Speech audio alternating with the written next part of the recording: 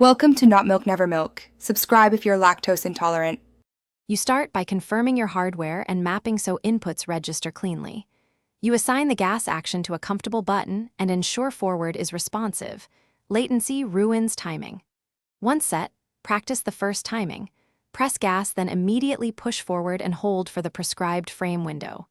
Repeat slowly until the motion feels natural, then increase speed to match real play. This builds the motor pattern you need for the full sequence and prevents bad habits from forming. Now you move into the detailed execution.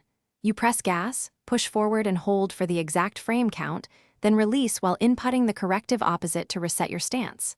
Focus on the rhythm, press, hold, release, reset. Once you have that, layer in variations like quick taps or longer holds to control range. Make sure to practice against a live opponent or training dummy to see how timing alters outcomes. If you yank inputs, slow down and rebuild the sequence deliberately.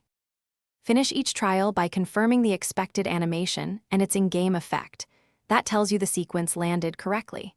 If it fails, record the inputs and compare a successful run to pinpoint which frame or press differs. Once done, make one targeted adjustment, reduce the hold by one frame, slightly change your release timing, or remap gas to a firmer button and retest. A single small tweak usually resolves misfires. If not, repeat the recording and isolate the exact. Thanks for watching. If this was helpful, leave a like and consider subscribing. See you next time.